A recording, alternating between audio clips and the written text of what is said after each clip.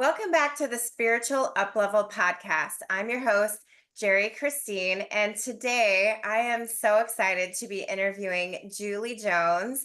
I recently met Julie at an NLP training in Phoenix, and her light, you guys, this woman is just a beacon, so radiant, and that drew me to her, and we connected and realized that we have a lot of things in common. And I'm excited to be continuing a friendship, but I wanted to interview her and share her with everybody. So, Julie, thank you for agreeing to be on the podcast with me today. Oh my gosh, I'm so excited. And you're absolutely right. It just sometimes seems like you can be in a room full of people and you find those people that like you are energetically drawn to or are vibrating at the same level.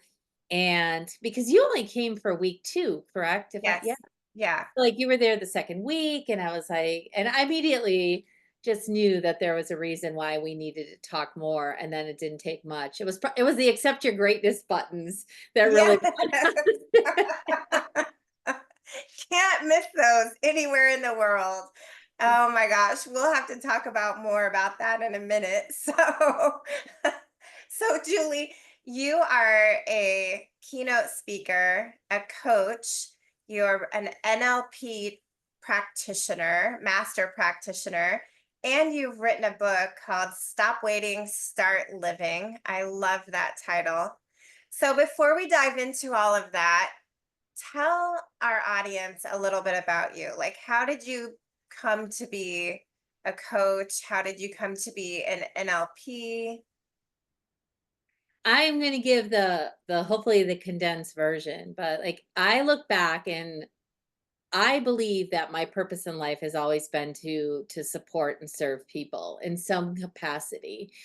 And I was the type of person growing up in both grade school and high school that I was bullied. And that whole feeling of being sometimes alone or not accepted. And when I went on to college, I chose a field that really surprised a lot of people. So I have a bachelor of science in criminal justice with a minor in psychology, which led me to a 10 plus year career in law enforcement. And then I moved out to Arizona 23 years ago, thinking I was going to continue on in that field, and I didn't. Because deep down in my heart, I really knew that I wanted to help people on a deeper level. And yet I knew that in law enforcement, I was not able to do that, not in the way that I saw myself doing it. And so it led me to a whole lot of different careers, always working with people, always helping people. I was a property manager, I was a chiropractic assistant. I mean, the list goes on and on and on. But I've always had a couple of passions. Number one, again, helping people. Number two, talking, like speaking to people, like speaking in front of a room. Whereas a lot of people shy away from that. I love to be in front of a room. And so it's always been a journey for me. I love to learn, I love to grow. And I was probably exposed to personal growth, I would say late 30s, early 40s, which is, I'm 56. I'm always proud of my age. And so that kind of gives you an idea of how long I've been in the arena. And then when I found NLP or neuro linguistic programming, I love what it does for people because, in my opinion, it really makes lasting change and lasting shifts. Yeah. So let's go into NLP since you ended on that. Neuro linguistic programming. I was first introduced to that in my late 20s. So about little over 20 years ago, because I'm almost 50. Um, I had a ex-boyfriend who introduced me to a lot of good things, actually. Psi, church, NLP, a lot of great things. However, he was a bit of a narcissist and used it to control people. He was brilliant and he understood easily how to use it to control people. And since my introduction from him, I noticed that politicians use NLP. The best politicians, the most popular politicians tend to use NLP.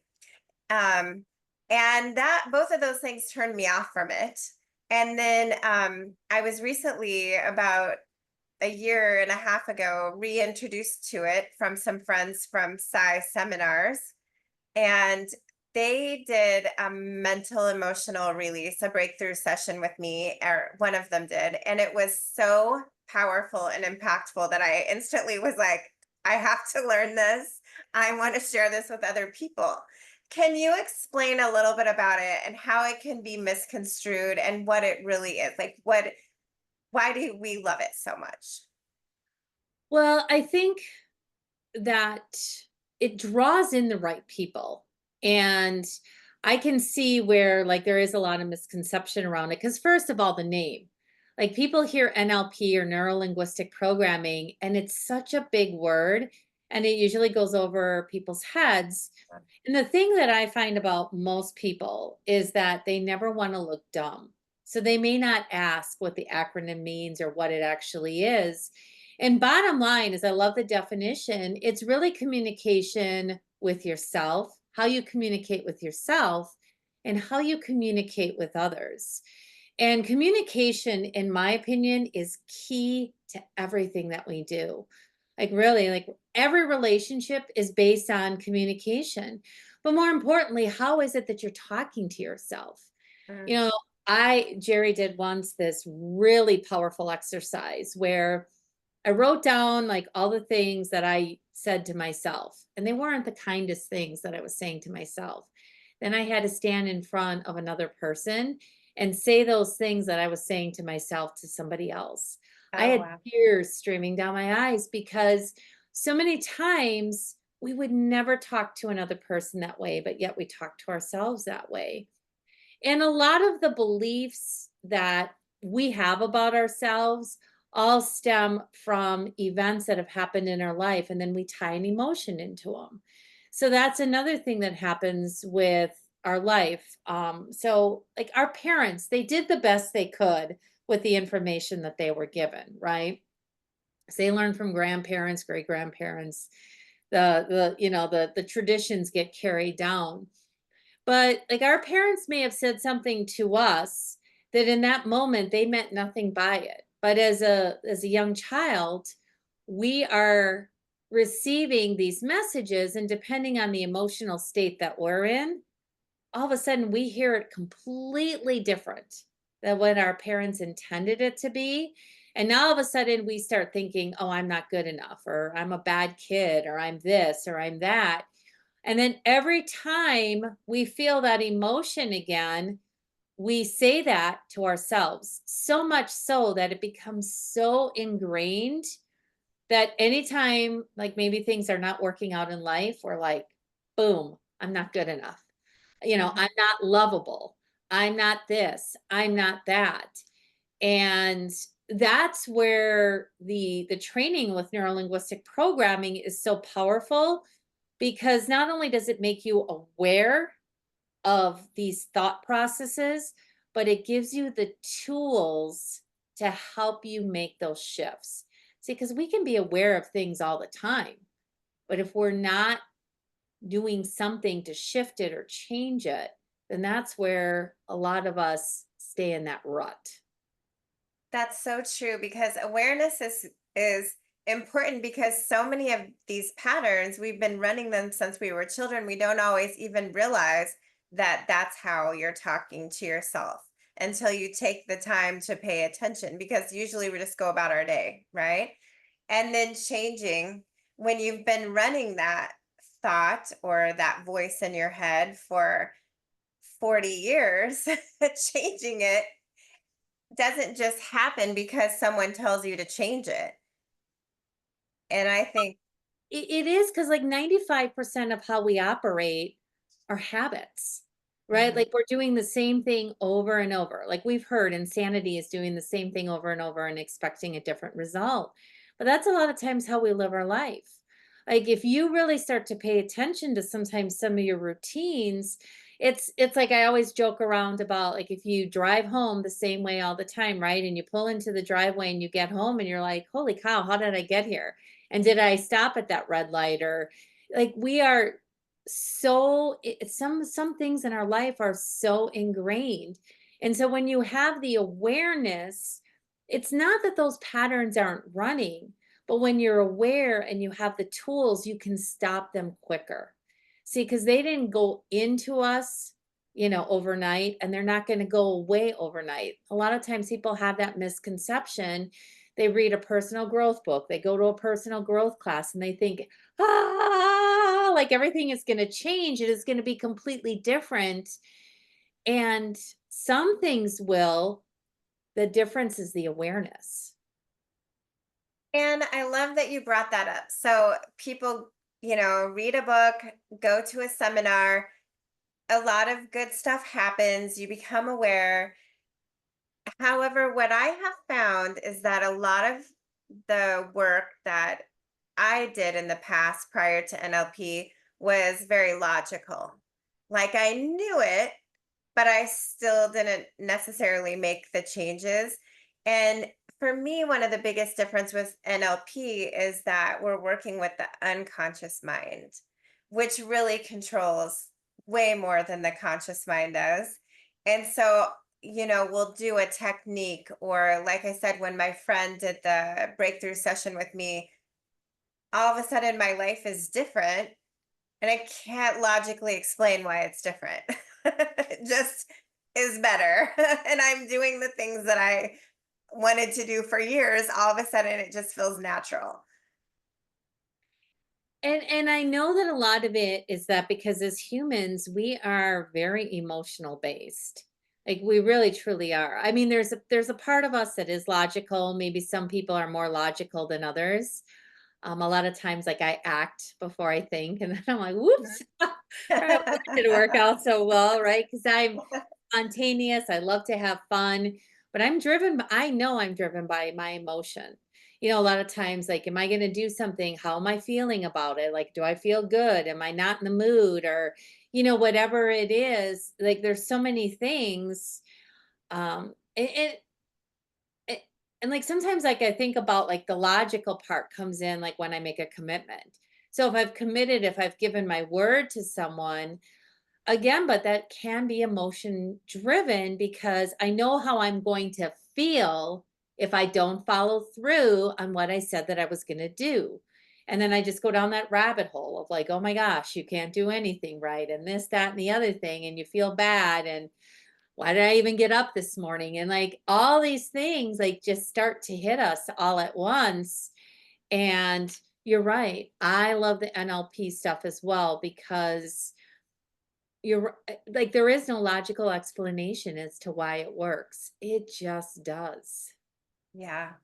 I know Dr. Matt, whose NLP programs we do, has some science behind it. He brings up the science in his classes, and I guess I'm not that much like I like hearing the science, but I like the results more. Like for me, I guess I appreciate the science, but I don't also really care because I see the difference in my life and other people's lives, and it's just incredible. Um, Another thing that we do in NLP is hypnosis. And I know a lot of people have reservations about hypnosis because of stage shows, right? We think that somebody's going to make us do something that we don't want to do, or they're going to be able to take advantage or something. So, talk to our audience a little bit about hypnosis and the truth of how we work with it. So hypnosis, I think my hang up with hypnosis initially was that I didn't think I could be hypnotized. I think there's a Mhm. lot of people out there that think Yeah. that that's not possible. And now you can be hypnotized just like that. The more you're hypnotized, the more that you go into that, what I would call a relaxed state. You are still very consciously aware of what is going on and what is happening. And it's speaking to the unconscious mind is what hypnosis is. It's going a little bit deeper. And I'm here to tell you that if you've ever been to a stage show and you've seen people clucking like a chicken or doing something crazy, right? They would still be doing that even if they were conscious, like more aware, right? Yeah. Like the unconscious mind will only allow you to do things that you feel safe with, because its primary purpose is to keep you safe and secure. That's why all these like beliefs and all these crazy, ideas that sometimes we have is that because if they threaten the unconscious mind, we're not going to do them. They threaten the unconscious mind, we're not going to do them. So when people think about hypnosis and they think, okay, I'm going to have to do something that I wouldn't be comfortable in doing, that's not the case. It really isn't. And if you ever think about that, I like to call it twilight, like that time that just right about the time that you're ready to fall asleep. Or if you've ever done meditation and like you're kind of in that arena of like, you know what's going on around you, but you're very relaxed, you're very comfortable. That's hypnosis. And it's just really great for relaxing people, helping people to sleep. People have done it for pain management. There's all kinds of applications. Now, that's another area that's been studied a lot and has a lot of science behind it as well. Again, you will not, I can't emphasize this enough, like, you will not do anything that your unconscious mind would not be willing to do if you were fully conscious. Yeah. That's the bottom line. Yeah. Yeah, it's such an interesting technique. I remember when I was hypnotized last was in the session, and I was fully aware, like, okay, I'll do that. Like, sure. I'm like, looking at me, it wouldn't look like I was thinking that from the outside. I mean, we just got hypnotized to be flat as a board, basically stiff as a board. Nothing crazy. And from the outside, it didn't look like I was conscious, but on the inside, I was completely conscious. Okay, I'll do that. I was definitely aware, able to make decision. If it was something that I didn't want to do, I would have instantly said, no, not going to do that. So, such an interesting technique. So, Julie, what you help people live the life that they want to be living. So talk to us about that. Why I can relate to that first of all. Why aren't people just living the life that they want to live? Fear. I Yeah. think fear is like one of the things that people get so wrapped up in, like, what am I going to look like? Or what's gonna happen? Now, I don't know if this is on video, right? Like if you also do this on video, Yes. but like if Yes. so people are gonna see me in my Santa outfit today, right? Smiling Uh-huh. my favorite. And I could have been like, oh no, I'm gonna be on a podcast and I have to be, totally professional. Here's the thing, like for the month of December, I wear a different Christmas outfit, elf outfit, like every day, no matter what I'm doing during the month of December. I don't care. That's I've awesome. done presentations, I've done keynotes, I've done presentations in front of a room full of people. Because what it inspires people to do is get out of their own way. So Mm. many people will say to me, "Oh gosh, I wish I could do that." I'm like, "You can. Why are you not?" And it really comes down to we're so afraid of what people are going to look like or how we're going to look or how we're going to appear. And it brings a smile to people's face all the time when they see me. And that's just what I'm attempting to do is that for so many of us, we've become so wrapped up in technology. And a lot of times we're wrapped up, walking around with these cell phones in front of our face that we forget to make eye contact. We forget to acknowledge people, smile, say hi. Like you see me walking down the street and you have no no choice but to be like, holy cow, and wow, that's an outfit, right? And maybe it engages us in a conversation. I don't know where it's, Mhm. potentially going to go. I, have lived my life in such a way that um I've had things personally happen to me. So again, law enforcement, I saw how quickly life can change. People get into car accidents, people are victims of tragic, crimes, whatever it is, and then having to go home and tell loved ones that they weren't coming home. that that person that they loved was not going to be there anymore, and having to remain stoic while giving people that, that news. Not a fun part of being a law enforcement officer. And then in my own personal life, 20 years ago, at the young age of 59, my mom passed away from early onset Alzheimer's. My parents had retired, luckily younger. My dad had been 55 and my mom had been around 52. And so everybody waits for retirement, right? Like they were of the generation that you plan for retirement.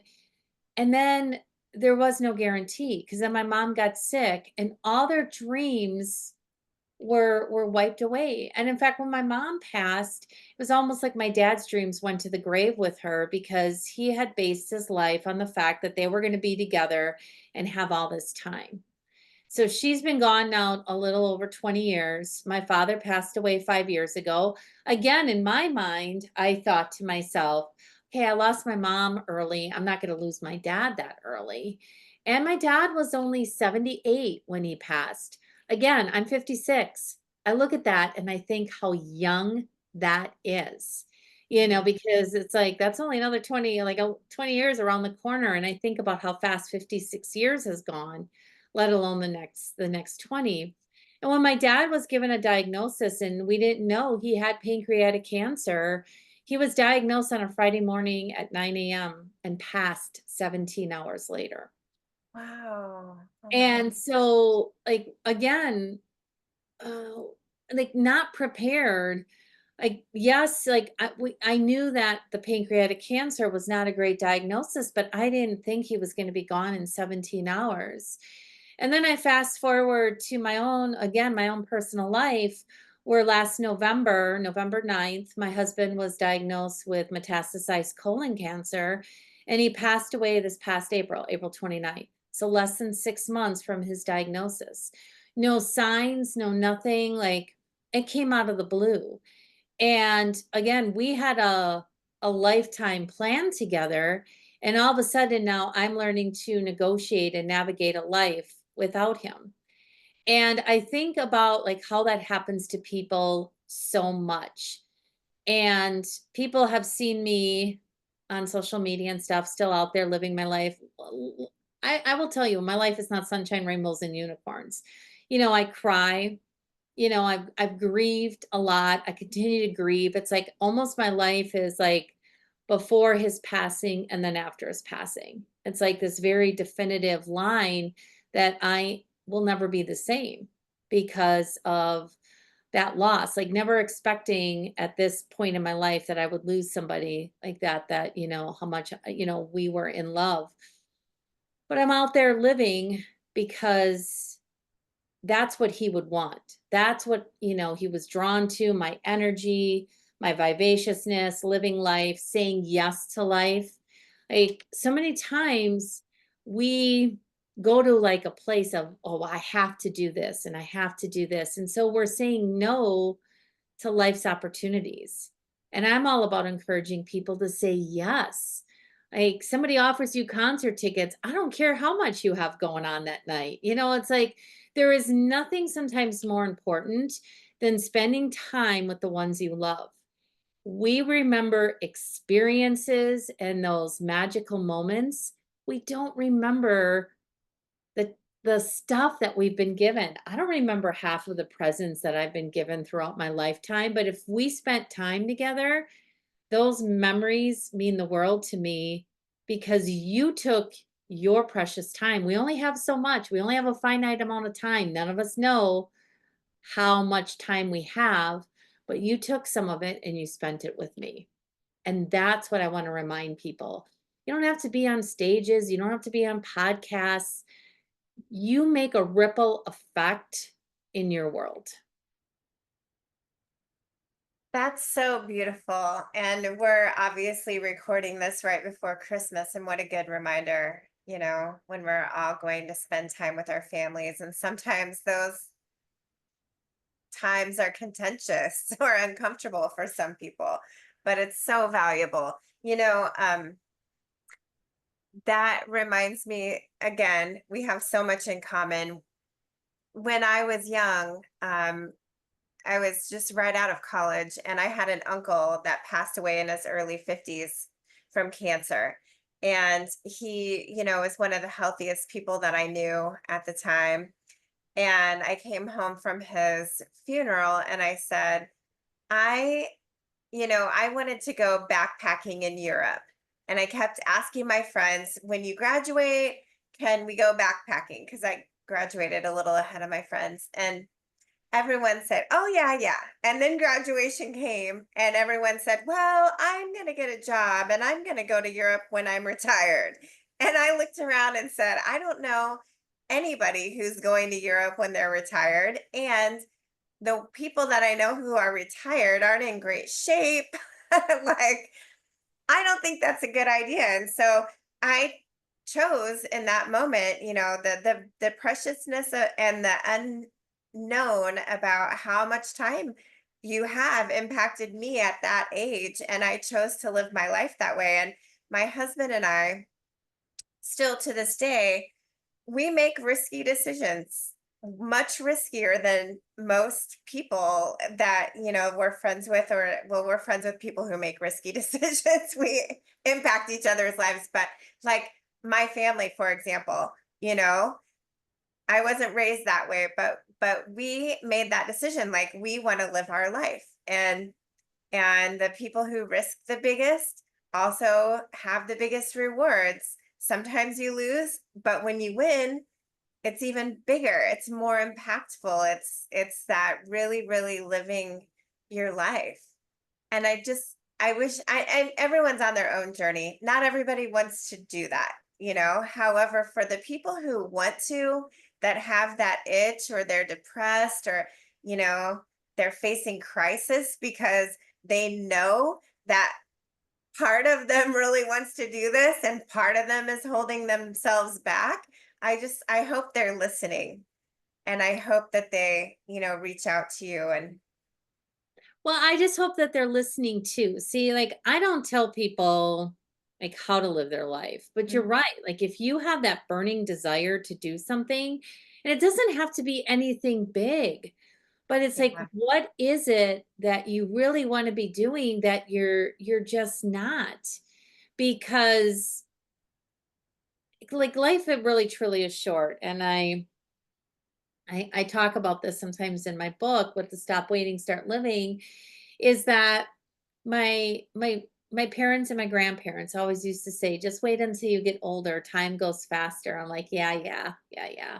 But it's true. Yes. It's like, I look at like this year of 2024, and the fact that, there's only about, 11, 12, what, 11, 12 more days left to 2024, and we're going to be moving into 2025.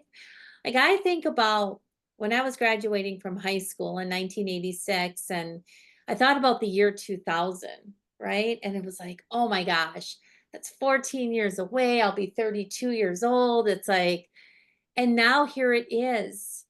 It's even more time has passed. It's going to be 25 years since the year Yeah. 2000. And it's passed in a blink of an eye. Like, really, truly, honestly, it has. And when I look back now at the pictures and the memories, like I look at the Facebook memories and stuff of what my husband and I were able to do and the time that we had together, it's truly amazing. As we traveled and we said yes, and we went to concerts, and we did the things that we love to do. And I know that there's people probably listening too and saying, well, you must have had the money. It's not about the money. Like, I sometimes will walk past a park and see a set of swings, and I still love to swing. Like, I'll jump on, and go on swings, or go to like the splash park and, run under the water, like fully clothed. Like, it doesn't matter. It's like, what brings you joy? And it isn't always, again, the things, or like the material stuff. It's what is bringing you joy. And if the joy looks like, when's the last time you played a board game? Right? Like those kinds of things have kind of gone to the wayside because we're so wrapped up, again, in, I think, other people's expectations. And I heard one of the best things ever is, expectations are a form of control. It's like we're Ooh, living for everybody else, right? I tell this story a lot of times. It's a condensed version, but like Jerry, if the Grim Reaper came to your door and knocked on your door and said, "Okay, Jerry, it's your time," and you're like, "No, no, no," and you call up your friend Julie and you say, "Julie, like, will you take my place?" And the Grim Reaper is going to be like, and Julie's going to be like, "No." Like Grim Reaper came to you, not to me. Like I got a lot of living to do, right? So people in our lives, they won't take our place in death, but we allow them to live for us. We allow their opinions and their, expectations and all these things. It's your life. Like you have one life to live, and it's like how are you doing it? How are you making the most of it? You talked earlier about sometimes like, I was blessed because I did get along with my family. I know there's a lot of people who don't, but you can set boundaries. You can, like, what does it look like on your terms, right? Like, nobody's saying you have to spend, Christmas Eve and Christmas Day and New Year's Eve, whatever it looks like. But it's communication and yeah. figuring out what's best for you and what that looks like, because none of us die on like our deathbed with regrets of what we did do. We regret what we didn't do. Yeah.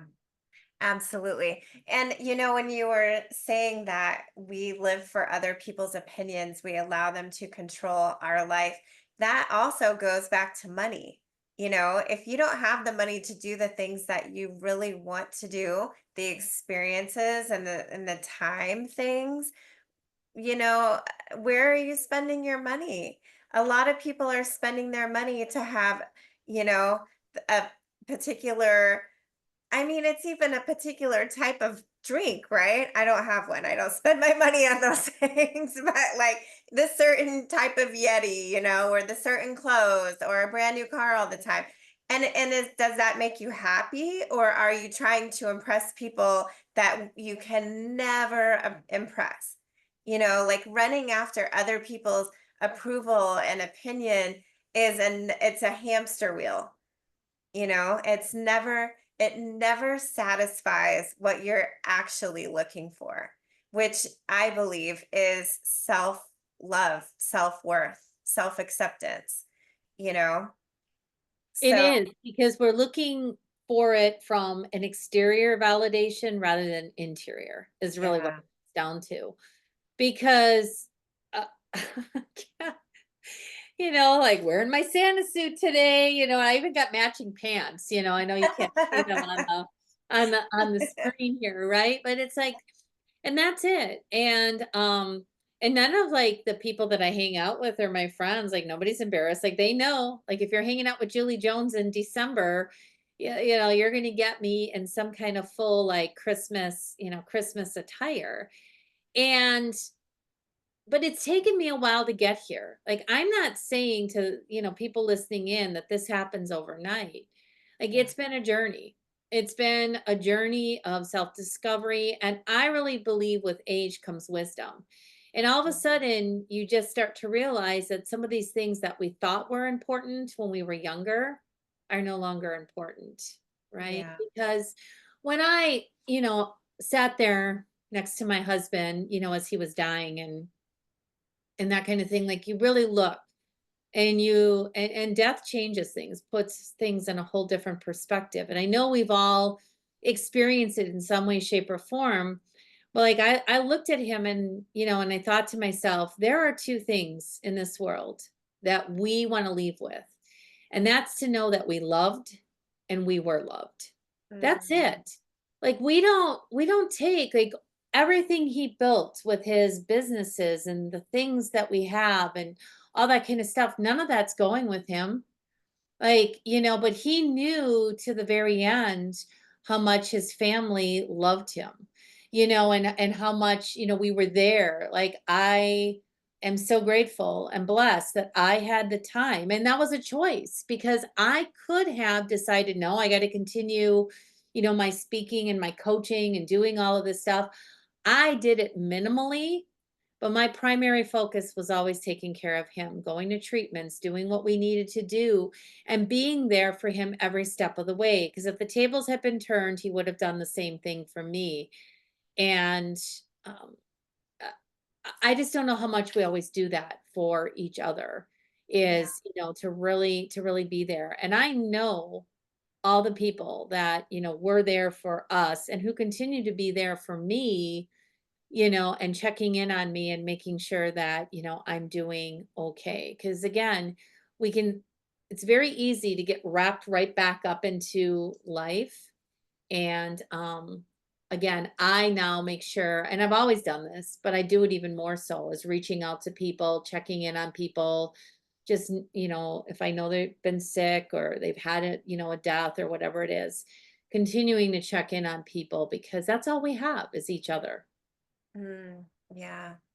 Yeah. Like you said, it's easy to get wrapped up into the daily demands and pressures and the things that we let take priority instead of focusing on what really does take priority.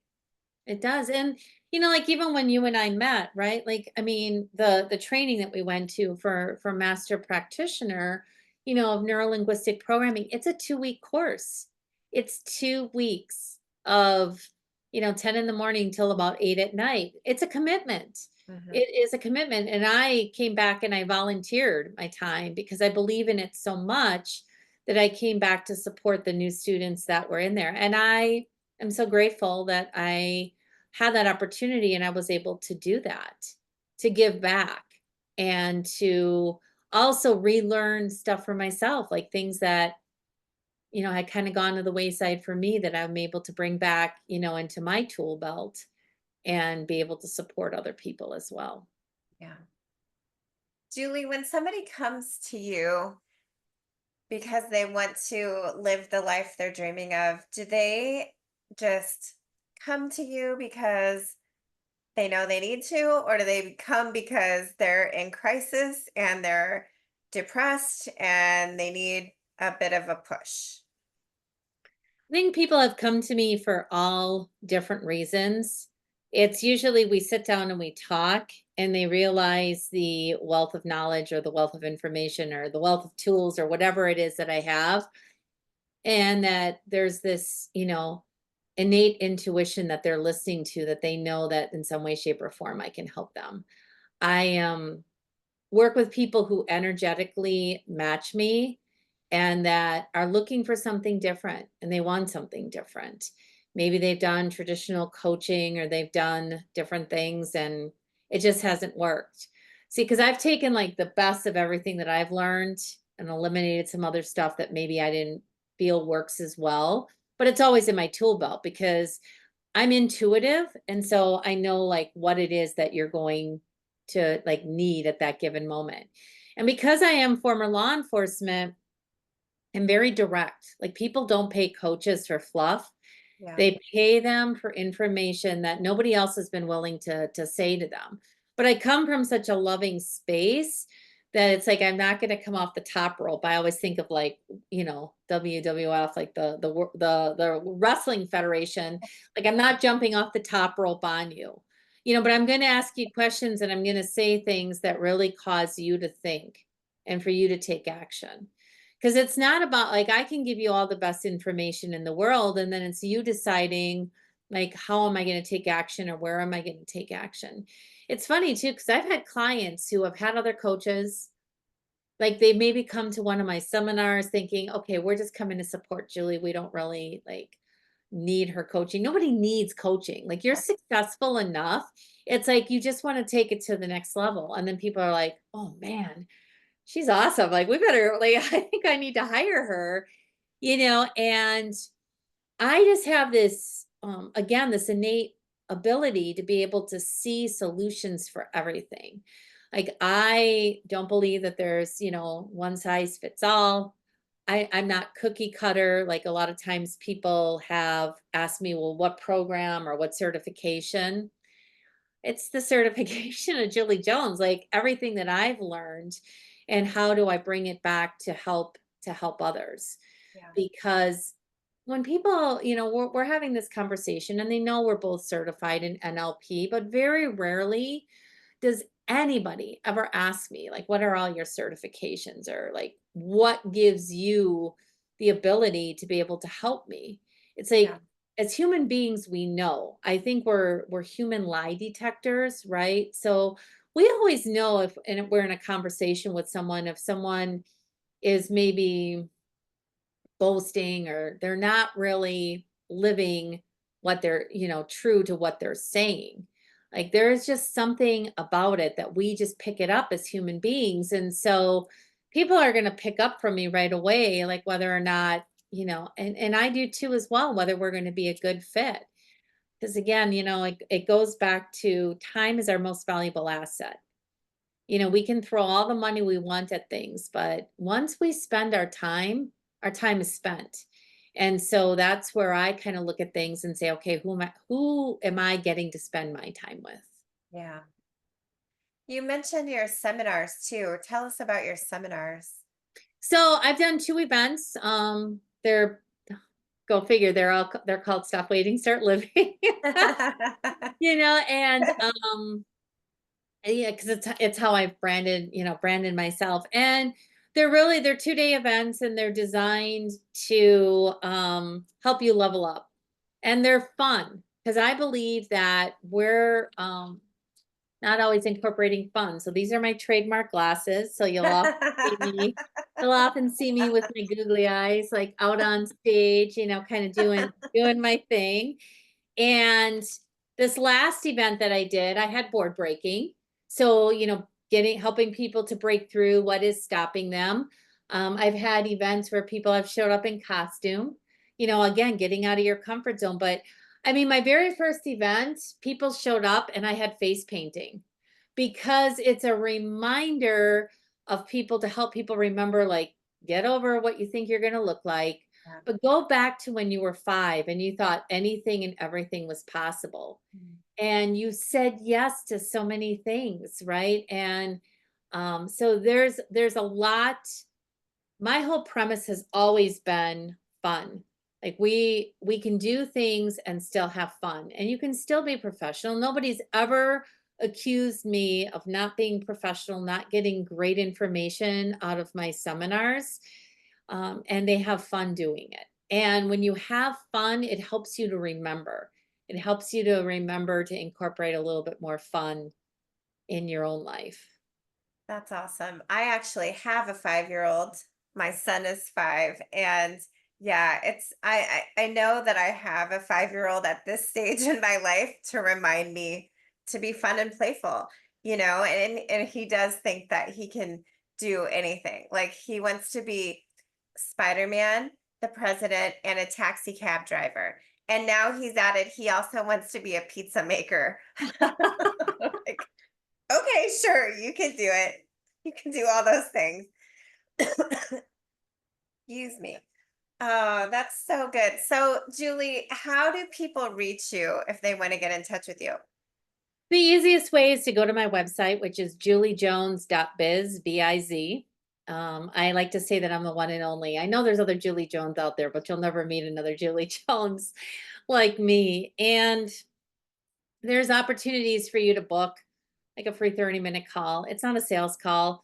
It's really a get to know you call. And I can't help myself because like people come to me with stuff and like I have all this like creativity and all this, and I just, like I give it all away. Like that's probably been my biggest obstacle in life, is that I like to give it away, and it took me a long time to get to the point where knowing my own self-worth, right? And being able to charge and everything else, because there were times that my husband would say, "Are you running a business or a hobby?" And I'm like, "Okay, like I get it, cuz I just love to be able to again like help people and just see where we go from that." And I always tell people, if you're really struggling, especially during the holidays, and I don't know when the podcast is going to be released, but whether it's the holidays or at any time and you feel alone, um, I always have room in my life, for friends and for to get to know people. And so feel free to reach out to me if I can be of like any support in any way, shape, or form. That's so nice of you. And, so many people don't offer that because they feel like their time is restricted or constricted. But I love how you look at that. You always have time for friends. That's so nice. So, and also, can people get your book?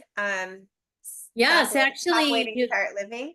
I can send you a link if you want to put it in, because Yeah. I think I have a separate link. I got to double check my website, because again, I've stepped away a little bit from business, but I do have a direct link that you can download the PDF form of the book for free.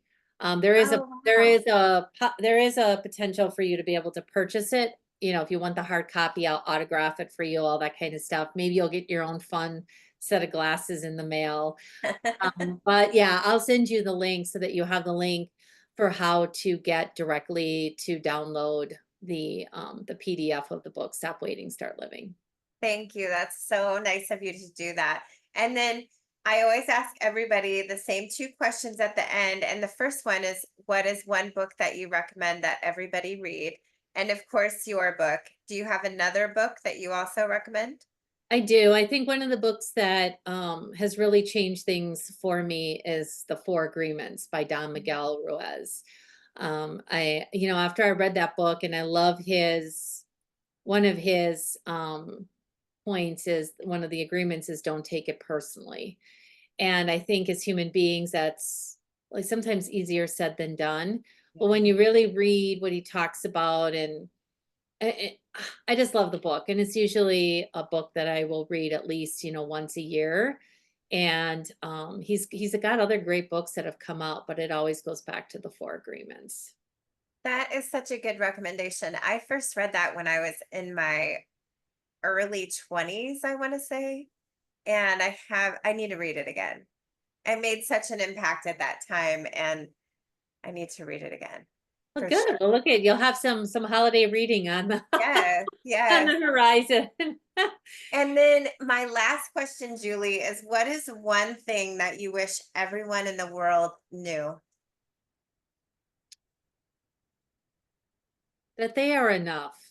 Like, Mhm. really, I know that that sounds sometimes so cliche, but it really truly is. Like in Don Miguel's book, he writes, we're born perfect, we live perfect, and we die perfect. But what I call is this stinking thinking, these 6 inches, that's where the NLP comes in. That's where all this stuff comes in that stops us in our tracks. And we doubt ourselves so much. And again, if you know your time is limited, stop wasting it on the stinking thinking and just get out Yeah. there and take action. And know that no matter what, like, we've talked about a lot of different things, but it's not failure. It's lessons learned that help you get to the next level. So look in the mirror and just tell yourself, like, and this is hard for people to do, I love you. Look in the mirror and say, I love you, and know that you are enough. I even wrote I am enough in lipstick on my mirror and my kids' mirror. It's on there today. It's such a good reminder. I even put it in my phone every morning. I am enough. I am enough. Just want it to sink in there. That's Mhm. beautiful. On that note, everyone go write it on your mirror, put a reminder in your phone. You are enough. Julie, thank you so much for being here with me today. It was so good to see you. I hope that people do go watch the YouTube episode as well so that they can see not only your Santa outfit, but your bright light. And you're just such an inspiration. And, you know, like your light is so bright despite, losing your husband not even a year ago. And thank you for being an inspiration. And I look forward to continuing a relationship with you. I do too. I'm actually going to be in Florida the end of January, so we'll have to make sure that if I'm anywhere near you, that And I I'm going to be in Phoenix in a couple days. Yeah, awesome. Woohoo! yeah. Well, So we'll have to get together. Yes, I'll we take you will. out to lunch in another holiday outfit. That's right. Lucky you. Jeri, thanks so much. This has been so fun and I've loved our conversation, and knowing us and where this conversation has gone, like we could have talked for hours. So Yes. I'm really grateful that we had this opportunity and this time together.